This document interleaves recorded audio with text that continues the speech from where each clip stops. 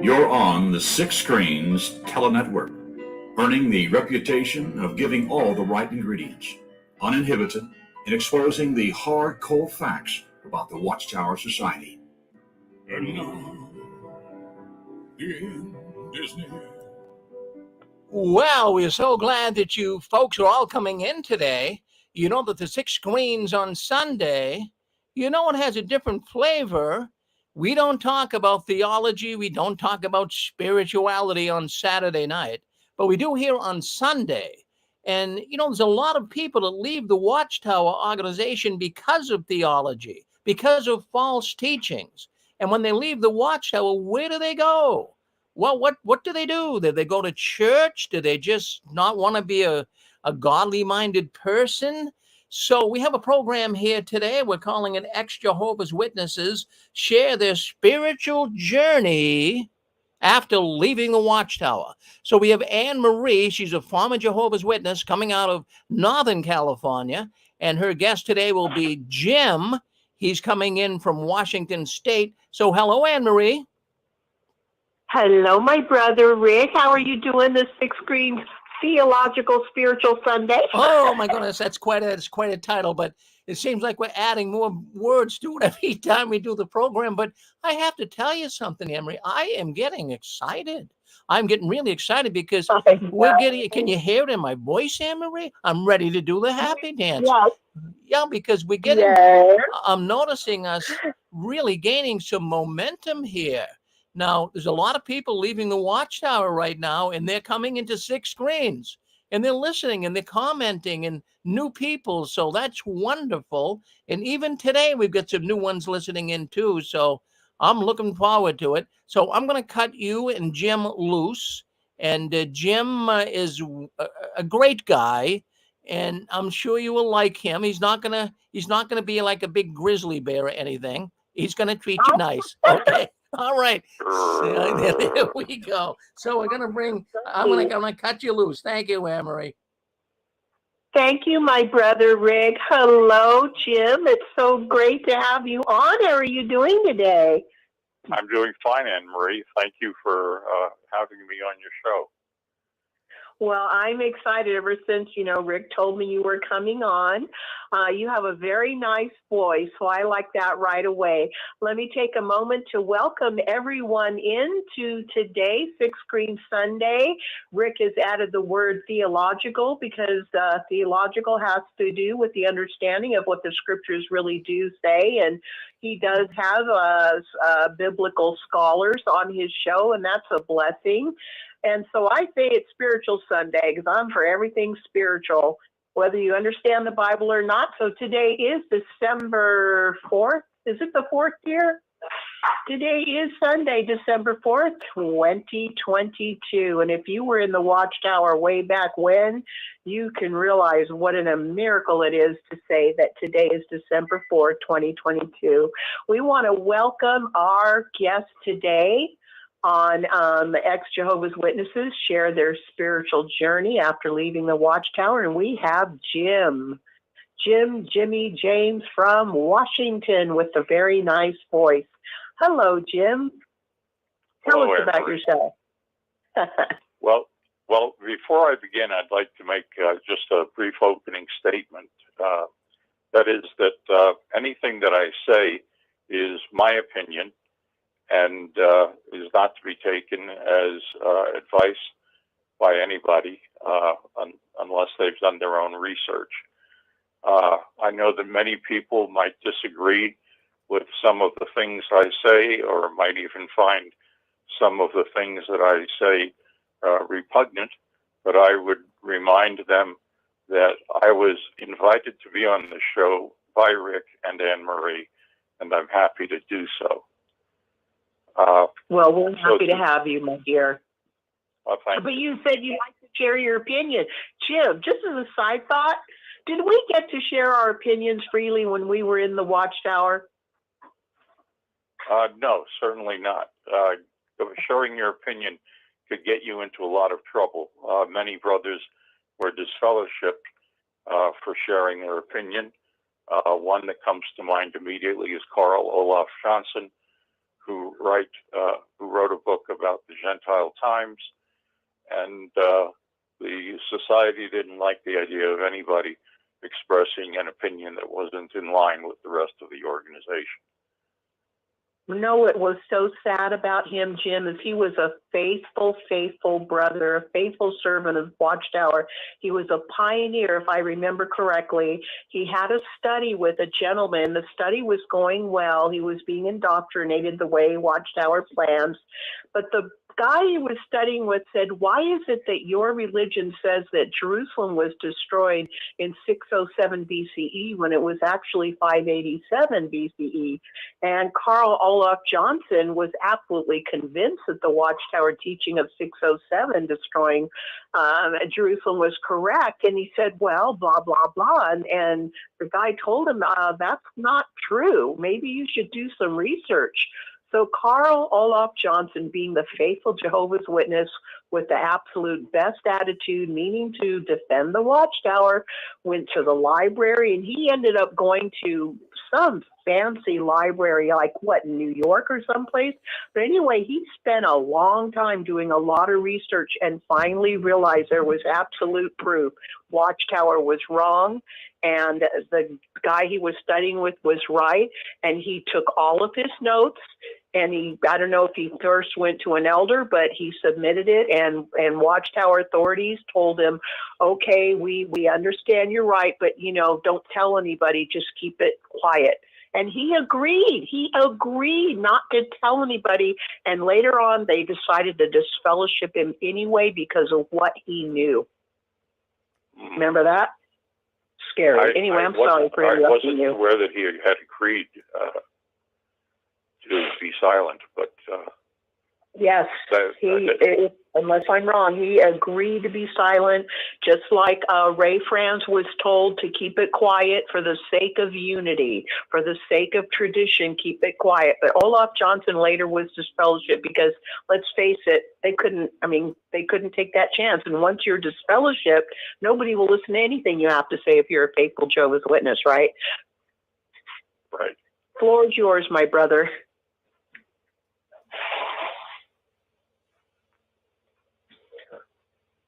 I'm sorry, Jim, were we waiting for someone? I'm here, yes.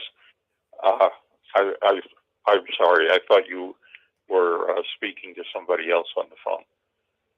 No, I'm so sorry. I wanted to apologize for taking up your time, but I just wanted to throw that in about Carl Olaf Johnson for the sake of listeners who may not know who he is and for the sake of the archives. But I apologize for taking up your time. This is your show. This is your testimony, my brother. Well, then I'll begin.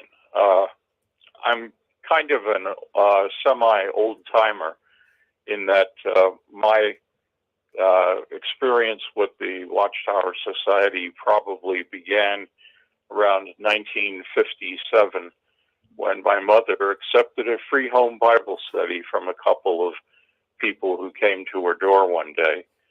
And up until then, she had been married to my Polish Roman Catholic father and had produced myself and my two brothers in the marriage. So about a year later, as my mother progressed in her study, which I recall, I think, was in the Let God Be True book, she began to take a stand for Jehovah at the encouragement of the people who were studying with her, and that led to conflict in the home. My father tried for a while to understand where the Jehovah's Witnesses were coming from, and had a Bible study himself with them for a short while, and decided to discontinue that. Meanwhile, my mother insisted on bringing myself and my two brothers to as many of the Watchtower meetings as possible, especially the Sunday meeting. So one Sunday morning, around 1958, we were preparing to go to the Kingdom Hall, and I was wearing my Sunday suit, so to speak, and I went into the backyard and I knelt down on the lawn, and I got a spot of mud on the knee of one of my trouser legs. That really upset my mother, and she smacked me. And then my father got involved and expressed his displeasure at her actions, and began trying to beat her to death. Fortunately for her, he did not prevail. She drove him out of the house by throwing every breakable object in the kitchen at him until he was out the front door. So shortly afterwards, since neither Catholics nor Jehovah's Witnesses believed in divorce, my mother got a legal separation from my father, which meant that she was still bound to him in some ways. She had to abide by the court's decision regarding shared custody of the children and visitation rights. She had primary custody of myself and my brothers, and my father had weekend arrangements to visit and to take us on vacation in the summer for a couple of weeks. That lasted for a short while, and then even that stopped occurring.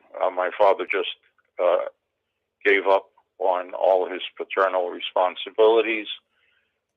He sought the lowest possible paying job he could find so that he could tell the court that he didn't make enough to pay his child support payments, which at the time were $60 a month for 3 kids. So that's $20 a month per kid, or $5 a week for a kid, and that's supposed to provide food, shelter, and clothing, etc. Backing up just a little bit, at the time that my mother and father got the separation, my grandfather, who owned the house that we were living in, decided to sell the house and thereby put us out on the street. So we moved around a fair amount during the following years into low rent cold water flats and things like that, just to try to keep things together. My mother only had a 3rd grade education, and although she had excellent skills on a sewing machine, for some reason, which is a mystery to me, she chose not to capitalize on that, but instead she was taking jobs, cleaning doctors' offices at night and such. So as a consequence, there was a period of time when we were living on New York City welfare checks, which meant that periodically, every couple of months at least, a welfare inspector would come around, go through the house as though they owned the house, checking the cupboards and everything to make sure that we didn't have any expensive foods or gifts or anything like that that couldn't be explained away. It was a real pleasure to get out from under that yoke, and I felt that even as a preteen kid at the time we finally broke away from the New York City Department of Welfare. Meanwhile, of course, all this time, my mother was taking us to the meetings, and we were becoming more and more familiar with the Watchtower routine and the various books. We had our own home Bible study in the Paradise Lost, Paradise Regained book with a Bethelite, who spent a couple of years with us as we worked our way through the book, and perhaps a couple of others I don't recall accurately. Then when I was 14 years old, we were told that it was time for us to make a decision, that we needed to get baptized. This was not something that I was especially eager to do. I just didn't feel the need for it. I don't know how my brothers felt, but what eventually happened was that at one of our assemblies, all three of us got baptized. Sharing what year this was? Jim, what year was this, please? I'm trying to keep track of what year. You said your mom started studying in 1957, and then you went through all of this drama and hard times, and then you said you were told it's time to get baptized. What year was it that you were baptized, and your brothers, and how old are you, please? That would have been about 1963, 1964. I was 14. Wow. My twin brother was 14. My younger brother was 12 or 11, I think. Wow. Thank you, Jim. Oh, that's okay. Anytime you need further elaboration on anything, I'm an open book. I'm happy to provide it. So things continued rather in an ordinary way for the next several years.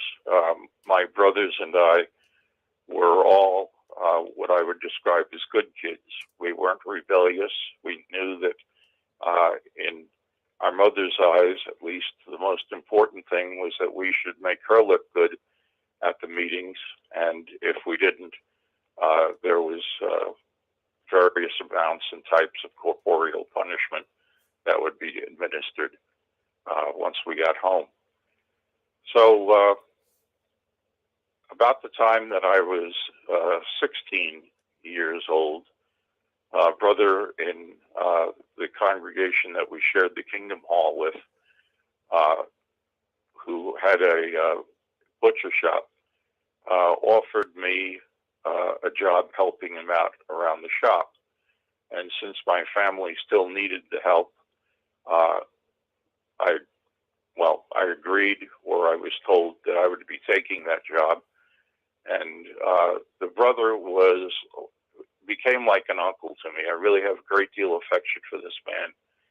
And I feel that in many ways, by his example, he filled in for my absentee deadbeat father. We weren't super duper close, but close enough that at the end of business each day, very frequently he would bring me to his home for supper, and then he would take me home to my mother's house. All of the money that I earned working for this brother went directly to my mom. This wasn't a case where I was saving up to buy a car or a motorcycle or a hat or a pair of sunglasses or a comic book. It all went to my mother because she needed it to keep the house together. Then I can't recall exactly when this happened. It was after I had worked for the brother a few years. He had become convinced to sell his business and the house that it was located in. This was like a 3-story house where you had the business on the ground floor and apartments on the 2 upper floors. He sold the business and the building and decided to pioneer because 1975 was so close. And certainly 1975 was close, but Armageddon was nowhere to be seen. The brother, by putting his eggs in that Watchtower basket, found himself after 1975 in need of an income and ended up having to take a job in the meat cutting district in Manhattan, where he worked with a bunch of worldly guys in the meat cutting room of one of the major providers in New York City, and had to put up with the unwholesome association that these guys offered. Whereas, yes? I think it's interesting, if you please forgive me for interrupting you, I think it's interesting and important to interject. You were 16 in 1966, is that correct? Yes, that's right. When you took that job that was offered to you by a brother, obviously sounds like a good man, and he was... Yeah, it sounds like he gave you a really good example of what a good man was like, and also he was a Jehovah's Witness, so I'm sure you felt comfortable with him. He offers you a job, but I find it interesting, it was 1966, and soon after he gave everything up to Pioneer. 1966, for the people that don't know, is the year that Watchtower announced at the summer convention. The theme was God, Sons of Liberty, and they announced at the summer convention in 1966 the 1975 Armageddon prophecy. And it was solid. I mean, the brother actually said, I can assure you, brothers, this time we've got it right. So he really lit a fire under all Jehovah's Witnesses, and it was supposed to be proven in the new publication that was released in the summer of 66. I'm sure you might remember this, the Life Everlasting in the Sons of God, Life Everlasting and Freedom of the Sons of God. And in the first chapter was a full 5-page Bible chronological chart. According to the speaker who showed us the book, he said, proving that this time they've got it right. So if you remember that or not, that had a lot to do with the fervor of the Jehovah's Witnesses. I'm sorry for interrupting. Please continue. Oh, it's no problems with the interruptions and the clarification, but I certainly was aware of those books. We went to all of the conventions as well as all of the meetings. We knew what was predicted to occur. The effect that this had on me was that I was in junior high school at that time, and I had always, from the time that I was in the second grade, been a science kid, so to speak. I was really interested in science, and in the early years that I was in junior high school, we had a school-wide science test where questions on the test involved biology, chemistry, nature studies, just about anything you can imagine. And much to my surprise, I won the school-wide science test, which caused some of my teachers to express their opinion that great things awaited me. Oh, how wrong they were. So junior high school, we get into high school, and by that time, I'm dealing with the dueling concepts of what I wished for myself and what I was told was possible or attainable. In other words, I could consider in my fantasies a career in science, or I could satisfy myself that the system of things was going to be destroyed, and that who knows how things were going to be run after that. It always seemed that Jehovah was going to provide a 24/7, 365 free lunch counter for everybody. The concept that they will live in houses they didn't build and eat from fields that they didn't plant, So apparently they figured that after Armageddon, everybody would just have barbecue chickens fly into their mouths. But the Vietnam War was raging, and when I became 18 years old, I was eligible for the draft. And so a couple of the brothers in the congregation, when I expressed, some concern to them about, I'm turning 18 and I have to register and what happens now, they said, well, you cannot volunteer to join the armed services, and you cannot agree to any substitute duty as a medic in a hospital or something like that. You have to let it go until they take you to court, and if a judge sentences you to serve in a hospital or something like that, then you can do it, but you can't volunteer to do it because that would be yielding to Satan's world. And of course, the elders were always prompt to say, and if anybody asks you, we didn't tell you to say this,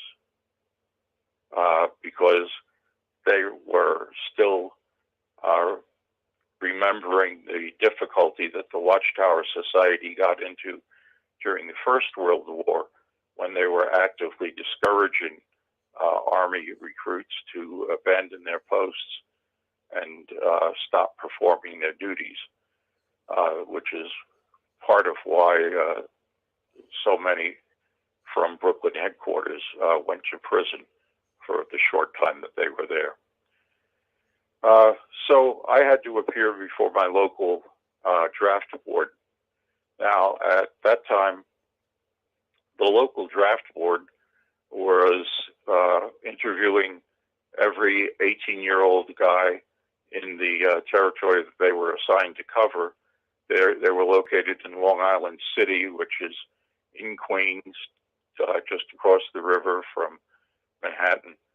And my suspicion is that they had become so used to seeing burned out hippies and other kinds of draft evaders come through, that having somebody who was semi-articulate and could speak about his religious beliefs with conviction was something that, although they didn't immediately approve, probably helped them to have a more lenient attitude toward me. But I was not given any kind of deferment. I was, well, of course, the first thing is that you're classified 1A, which means available for service. And then after appealing to the draft board, I was granted a 1O, or conscientious objector status. But that was not enough. I began to pioneer in order to qualify for the 4D ministerial deferment from the draft. And I was successful in obtaining that deferment. So for the next several years, I pioneered, and eventually, around 1971, I married one of my pioneer partners. And we're still married today, 50 plus years later. Then, of course, another draft appearance was necessary because I was no longer in the 4D category, but I got a deferment as a married man who had to provide for his spouse and himself. And during that time, I was also asked in the congregation if I wanted to become a ministerial servant. Frankly, the thought had never occurred to me that I wanted to do something like that. but I almost immediately recognized that the correct answer to the question would be yes, I do want to be a ministerial servant. And at the time, I completely expected that the request sent into the society would be turned down, because certainly Jehovah's Spirit would know that I was unworthy of such a position of responsibility. And no one was more surprised than I was when I was informed that, yes, I was appointed as a ministerial servant. I wrote to the society and said, exactly how are these decisions made? And I never received an answer. Usually these questions are routed to the presiding overseer in the congregation, and he's supposed to have a little chat with you about the issue. Nobody ever said boo to me about this. So I continued to serve as a ministerial servant. Now, it was during the early 70s that the book, The Truth That Leads to Eternal Life, came out, and the Watchtower Society embarked on the 6-month speed program to get people up to the, yes. I am so sorry. Please forgive me. Actually, The Truth That Leads to Eternal Life was released in the summer of 1968, 2 years after the Armageddon prophecy of 1975 was released. And it was supposed to be so that you could get somebody to get their mind made up, whether or not they would join Jehovah's organization or not, within 6 months. And if they didn't, they were to be dropped. And there had never, ever before been a time limit set. And there had never been before a tiny little book like The Truth That Leads to Eternal Life was released. It was called the first of the little teaching books and was quickly nicknamed The Little Blue Bombshell. I just had to say, it was not in the early 70s. It was specifically 1968. I am fascinated with your story. Thank you, Jim. Oh, thank you. I'm old, and so my recollection of precise dates is inadequate in many cases. I'm not working from a script here. I'm doing this extemporaneously. So I beg your indulgence with these errors regarding the publication dates. But yes, the Truth Book led to the conversion of a number of people that I refer to as 6-month wonders, where they went from 0 to baptized within that 6-month period. And there were a few of these in our congregation. I think one identifying feature of all of these, or each of these people, was that they had an inappropriate and misplaced level of zeal. For example, I recall one of these guys saying, when I'm on my way to the Kingdom Hall and the traffic light turns red, I know that's Satan trying to prevent me to get to the meetings. And they were always talking about, well, let's keep things on a spiritual level and blah, blah, blah, and everything. So, I guess even at my young age, I've been involved with the Watchtower Society for a number of years and considered myself kind of an old hand. And here are these newbies, or FNGs, to use the military term, which I won't complete. They were walking around acting like they were little cherubs that just descended from heaven. A couple of years after that, well, let's see. I should mention my wife and I were married in 1971. A couple of years after my wife and I were married, I learned from an elder who was in many ways a mentor to me, not the same brother that I was working for, but he called me one night greatly distressed and said, I need to talk to somebody, and you're the only person I feel I can talk to, and proceeded to tell me that one of these 6-month wonders was a pedophile who was making a practice of offering free home Bible studies to parents who themselves were not interested in the Watchtower Society, but who were very interested in having a free 1 hour plus babysitter once a week. And this guy would come in, and it's like, yeah, holy, holy, I'm going to study the Bible with your children. Isn't that good? And the parents were thinking, yeah, we can, get away from the kids for a while. And so, sure, come in and do that.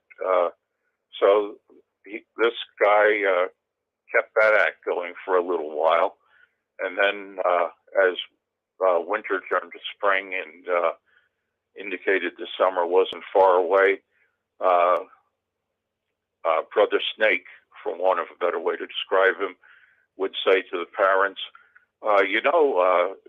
little Bobby is really, we're getting along really well. And I usually like to go camping in the summer. And I was wondering if it would be okay with you if little Bobby and I took a camping trip together.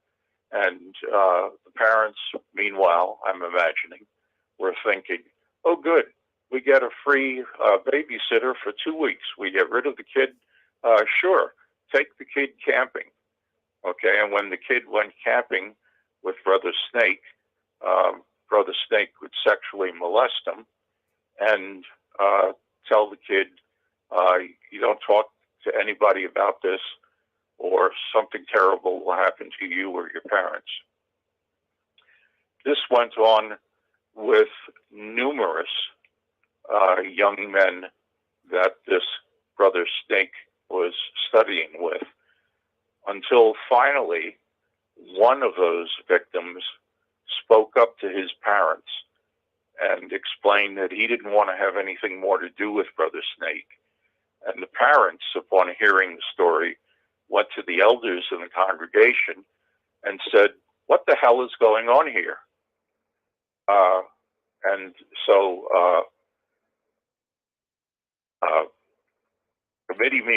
judicial committee meetings were held, and Brother Snake was interviewed along with, I would imagine, the parents of many of the young people who were involved in the Snake's evil scheme. And basically, Brother Snake confessed that, yes, this had been happening, and he felt so terribly, terribly bad about it all.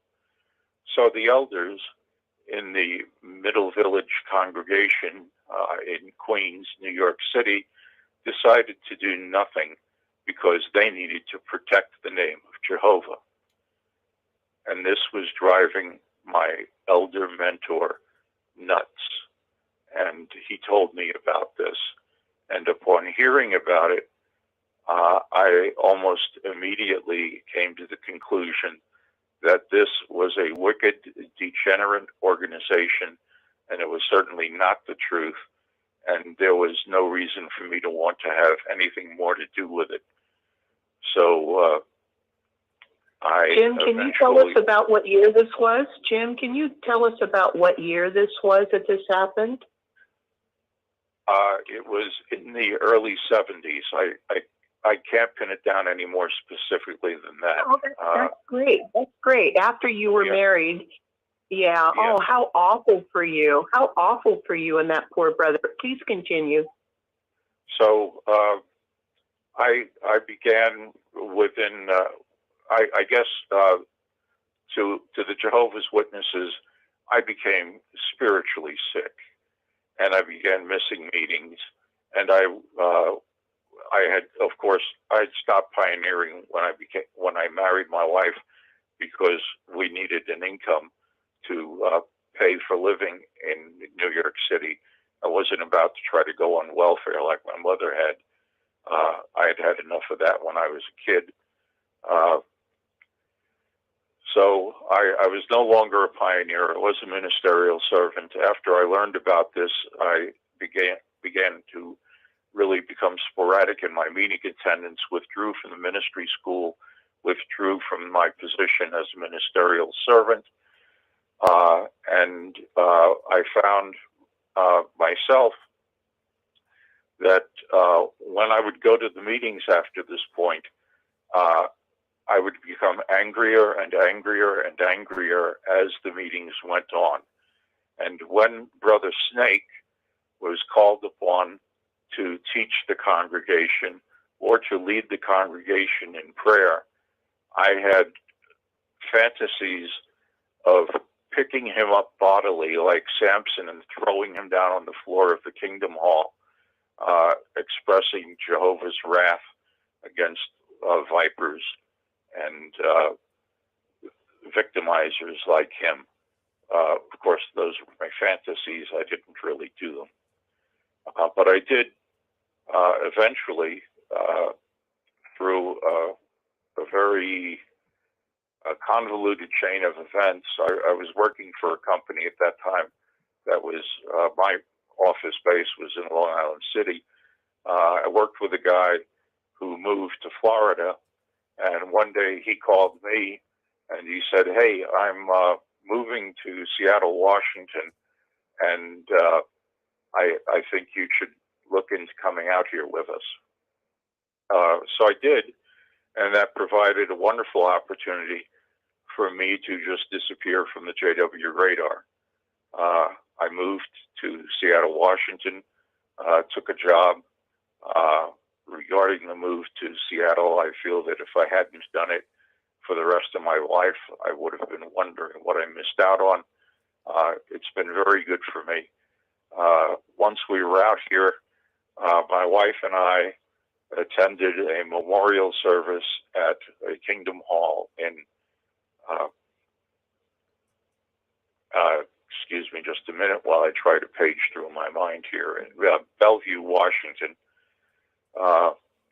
And we walked into the Kingdom Hall. I had grown pretty much a Grizzly Adams kind of beard, but otherwise, I think we were dressed respectfully. It wasn't wearing, a tank top and surfing shorts or anything like that. My wife and I walked into the Kingdom Hall. Not a person said hello. After the memorial service was over, not a person approached us. We went out and we got in our car, and as I turned the engine on, I said to my wife, "We are never going to do this again." Well, good for you. What year was this? About what year was this, Jim? This was probably the late mid-70s. I can't believe that you walked into that Kingdom Hall, and let's face it, to an average JW seeing a grizzly beard guy walk in, you're going to assume that maybe they had been invited by other Jehovah's Witnesses to come to the memorial, the most important day of the year, and nobody greeted you, nobody talked to you before or after. That is disgusting. I'm so glad you turned to your wife and said, "We're never doing this again." Thank you so much. Please continue. I am fascinated. Well, thank you. Talking about this just reminded me, when my wife and I first got married, we had expressed an interest in serving where the need was greater and looked into possibly moving slightly upstate New York to the town of Milford. And so we took a trip up there and went to the Kingdom Hall and introduced ourselves to the various elders, and got the coldest reception this side of absolute zero. It seemed clear that the people, the brothers and sisters in Milford, didn't have any need for a couple of know-it-alls from New York City to come up and show them how to do things. So during the week or so that followed, I looked into opportunities for work and couldn't find any. And so at the end of those couple of weeks, we decided, well, this isn't going to work. Let's get back to the city that we're familiar with, and we'll build our lives from there. I'm sorry, I'm confused. Is this before you moved to Washington, or? Yes, this happened right after my wife and I were married. We expressed an interest in moving to where the need was greater.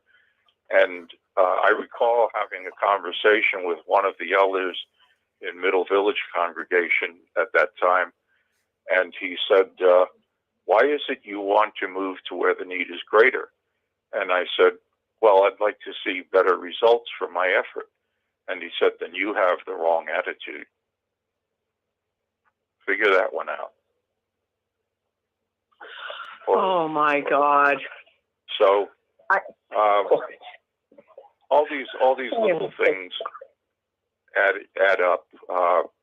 As a ministerial servant, the presiding overseer of the Middle Village congregation told me at one point that my sideburns were 1/8 of an inch too long. I didn't have mutton chops, and I didn't have a shaved head. I looked just like maybe any other Bethelite would have looked at that time, kind of goofy, gawky guy. But you know, my spirituality was lacking because my sideburns were 1/8 of an inch too long. And interestingly enough, that brother was not a barber, so I'm not sure how he was making his decision.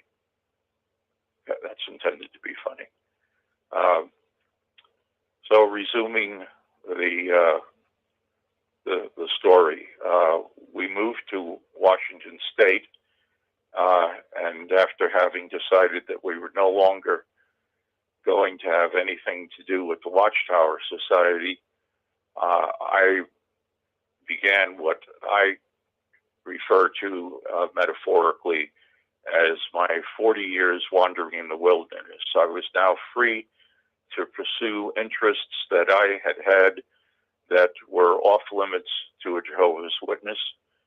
And so I began to look into Eastern religion, Taoism, I Ching, Buddhist beliefs. I also investigated some of the writings of Alan Watts, and also some of the Sufi teachings that were becoming popularized at that time, and generally came to the conclusion that at the bottom line, none of these were very much different from the Watchtower. So today, I am proud to describe myself as a non-practicing atheist. I do not go to the atheist church around the corner. I do not kneel to the atheist pope. I do not kiss the atheist pope's ring. I do what I feel is right and what I feel is good, and I answer to myself. And that's pretty much where we are today.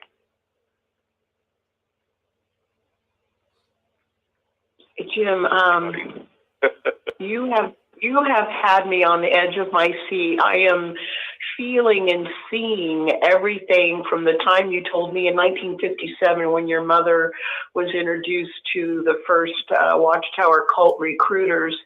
And you're 3 years ahead of me. My mom got the cult recruiters in 1960 with the same book, Let God Be True. You know, it was the same story. And oh my God, the way you were treated. And I'm just grateful that you met your wife and you didn't lose her. I mean, I have to say, heads up and hands up and way to go, lady, for sticking by her man and being a woman of obvious intelligence to realize that this is a cult and you don't want to stay in it if you have any kind of sense in your mind. Because so many women, when their husbands start to realize, like, this is wrong, you see what you see, like Brother Snake. That is disgusting. I'm so sorry you went through that, but in a way I can't be sorry because it got you out. It woke you up, so you didn't waste any more of your life. That's true. And in fairness to my wife, it's not so much that she was a Tammy Wynette type of wife, but my wife had been a pioneer for a couple of years longer than I had. And she had her own questions about Watchtower teachings, questions that she was unsatisfied with the answers to. So we left for different reasons at the same time. I think that probably my wife was happy to see that, we weren't going to be doing this anymore. She was able to resume her education. She had, at the time that she was guilted into becoming a pioneer, she had a Regent scholarship to attend college in New York City. That's a free ride for anybody who's academically qualified. She was certainly very highly qualified, and she attended college for less than a year before the constant bickering of the various nitpickers in her congregation and her own parents guilted her into dropping out of college so that she could pioneer. And in her case, her parents told her, but of course, if you pioneer, you're going to be responsible for all your own expenses. So she did that because she was told it was the right thing to do. And I think by the time we got married, she had seen and heard enough that she was about ready to throw in the towel. Well, that sounds awesome. We're going to need to wrap it up. God, Jim, I have to say thank you so much for sharing your experience. I kind of cringed a little bit when you said when you were turning 18. I assume that was in 1968. I remember back then they were having many brothers that I knew turning 18, and they were told by Watchtower they could not escape to Canada, as so many were. They could not accept any kind of alternate service like you mentioned. And the fact that the brother said, you can't tell anybody that we said that is so wrong. But I remember the brothers and sisters would have going away parties for these poor brothers who were going to prison. Most of them had to go to prison. Yes, I've been friends with a couple of these guys, one from Salt Lake City who was sentenced to work in a hospital, and another from Texas who was sent to prison where he was treated horribly in spite of the fact that there was a virtual congregation in the prison. That congregation wasn't able to protect him from all the dangers that prison offers young men. So he had a terrible experience. The Watchtower never seemed to care about what they were putting their poor, innocent, faithful brothers and sisters through. It was just like Malawi, when all the brothers and sisters were being tortured in 1964. And then I think their persecution jumped up again. Real quick, I need to ask Rick. Rick, do we have any more time, my brother? Yeah, I'm going to extend the program. I'm going to go, let's go out another 5 minutes, and we do have a brand new program coming up here. So Sheila and her guest, hold on for about 5 minutes. I just want to open up the lines here, Anne Marie. A lot of people are really, like you said, you're on the edge of your seat. We're getting a lot of comments on YouTube. A lot of people really are enjoying Jim's story here today. So let's open up the lines.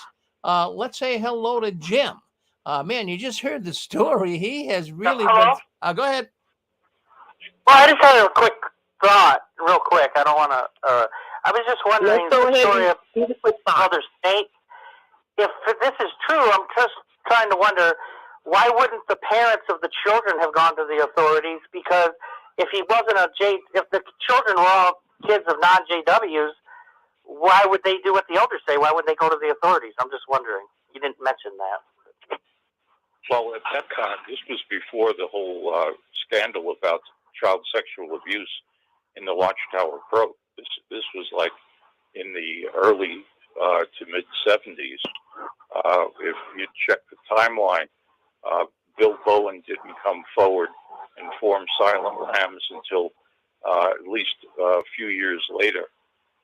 So I guess what I could say, not having any insight into the minds of those children's parents, was that they probably figured the first thing to do would be to find out exactly why this happened.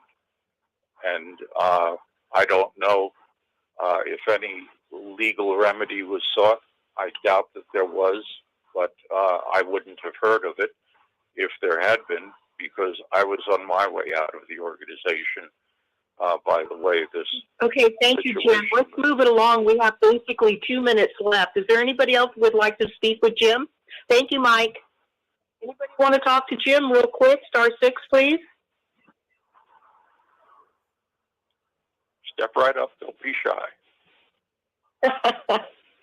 Okay, because we have a new show coming on. So again, if anybody wants to say hello, tell Jim how much they appreciated his story. It must have been especially difficult for poor Jim to see the awful lack of love and the coldness, and for a pedophile, a known pedophile, to not only get away with what he did, but to be actually used in leading of worship or prayer in front of the congregation.